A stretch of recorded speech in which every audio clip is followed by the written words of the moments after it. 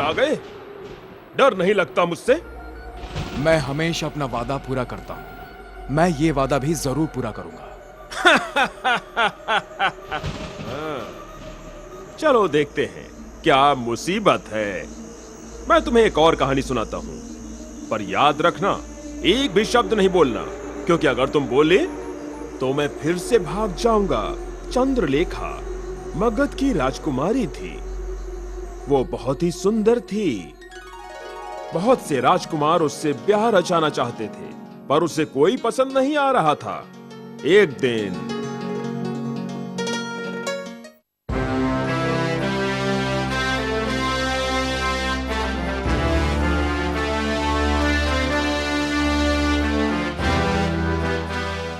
बेटी चंद्रलेखा, तुमने सारे राजकुमारों से ब्याह करने से मना कर दिया है। बताओ ना, तुम कैसे इंसान से ब्याह रचाना चाहती हो? माँ, मैं उससे शादी करूंगी जो बहादुर भी होगा और मेरे काबिल भी। उसे इतना शक्तिशाली और साहसी होना चाहिए कि मेरी रक्षा कर सके।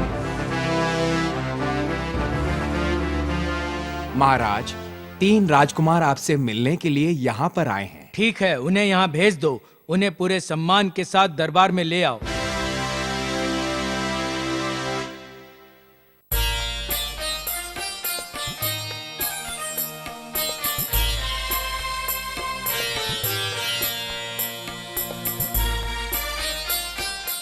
प्रणाम महाराज, मैं हूँ राजकुमार वीरेंद्र। मैं यहाँ आपसे राजकुमारी चंद्रलेखा का हाथ मांगने आया हूँ।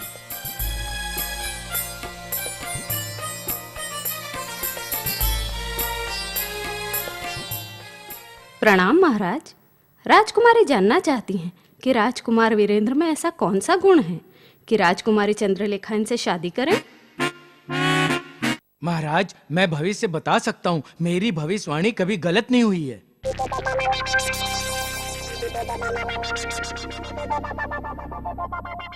अच्छा ठीक है राजकुमार वीरेंद्र, हमें सोचने के लिए थोड़ा वक्त चाहिए। तब तक आप हमारे मेहमान हैं। राजकुमार वीरेंद्र के लिए हमारे अतिथिशाला में व्यवस्था कर दो। इन्हें किसी भी तरह की कोई परेशानी ना होने पाए।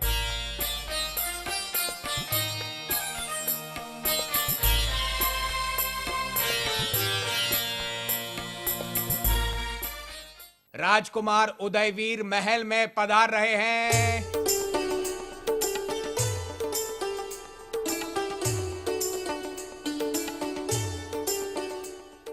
महाराज, मैं हूँ राजकुमार उदयवीर।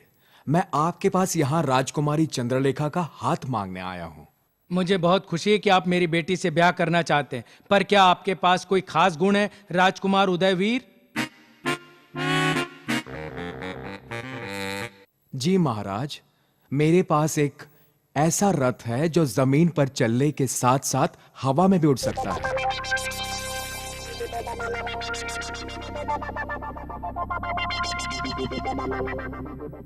अच्छा ठीक है राजकुमार उदयवीर, हमें निर्णय करने के लिए थोड़ा समय दीजिए।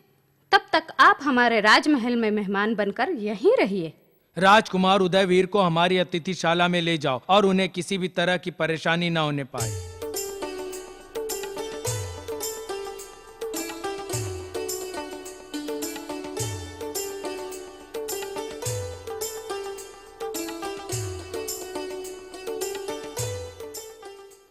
राजकुमार धनंजय महल में पधार रहे हैं।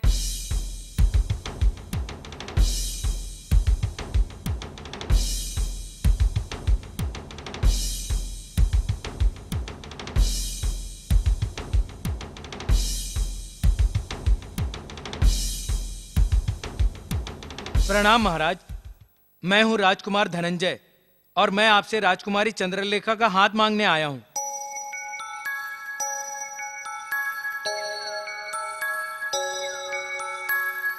ऐसा है महाराज, राजकुमारी जानना चाहती हैं कि राजकुमार धनंजय में ऐसा कौन सा गुण है कि वो इनसे ब्याह रचाने के लिए अपनी सहमति प्रदान करें। देखिए, मैं एक बहादुर योद्धा हूँ।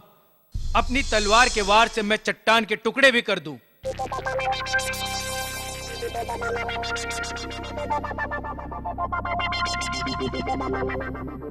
राजकुमार धनंजय, हमें खुशी है कि आपके जैसा योद्धा यहाँ आया, पर हमें सोचने के लिए थोड़ा समय चाहिए। तब तक आप हमारे मेहमान बनकर राजमहल में रहिए।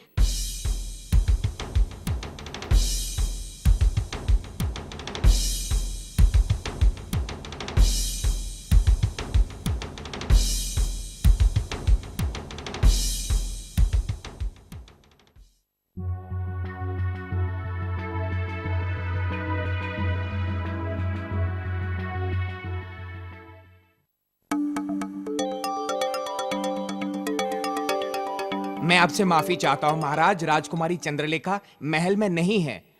उन्हें सुबह आखिरी बार मंदिर जाते देखा गया। क्या कहा? चुप हो जाइए महारानी, मैंने हर दिशा में सैनिक भेज दिए, घबराइए मत, हमारी बेटी जल्दी ही मिल जाएगी। प्रणाम महाराज। ओह, राजकुमार वीरेंद्र, आप भविष्यवाणी करते हैं। बता सकते हैं मेरी बेटी कहाँ है? वो महल से लापता है। लापता है? चिंता मत कीजिए महाराज, मैं बताता हूँ कि वो कहाँ होगी।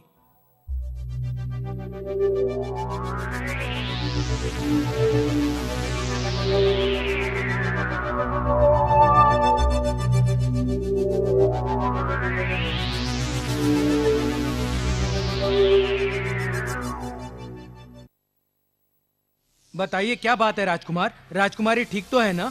नहीं महाराज, उन्हें एक शक्तिशाली दानव ले गया है, वो उसी के महल में कैद है। वो मुसीबत में है क्योंकि दानव उनसे जबरदस्ती शादी करना चाहता है। हे भगवान, मेरी बेटी को बचा लीजिए। महाराज, राजकुमार वीरेंद्र, वहां का रास्ता बताओ और मैं तुम दोनों को उस दानव के पास अपने रथ में ले जाऊंगा।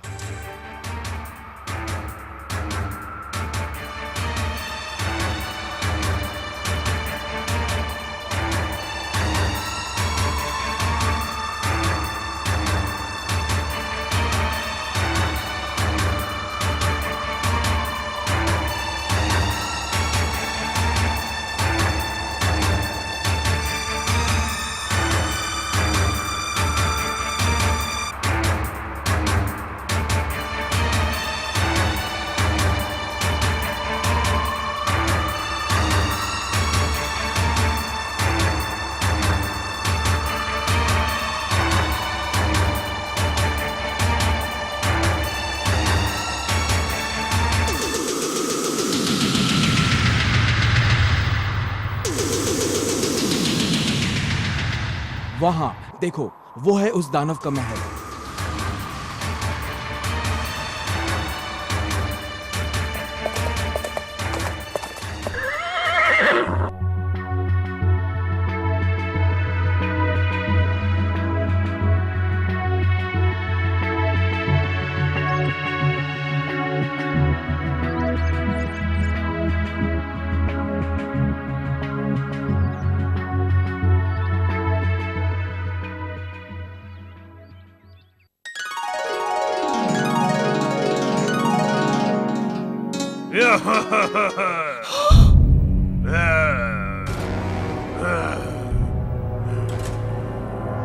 तुम लोग यहाँ क्या कर रहे हो?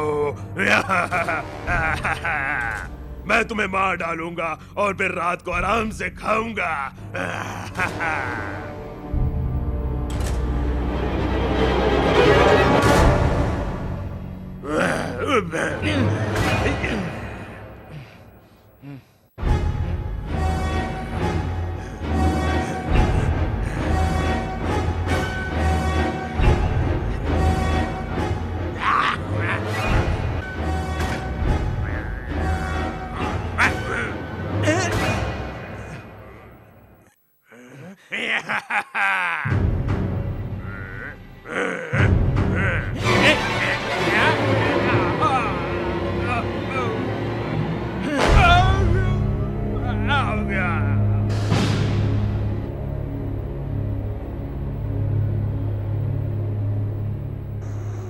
तो राजा विक्रम, अब तुम बताओ, तीनों राजकुमारों ने उसे बचाने की कोशिश की थी। ये बताओ कि राजकुमारी किससे ब्याह करेगी? प्रश्न का उत्तर दो वरना मैं तुम्हारी गर्दन तोड़ दूंगा। ओह, ठीक है, बड़ा मामूली प्रश्न है।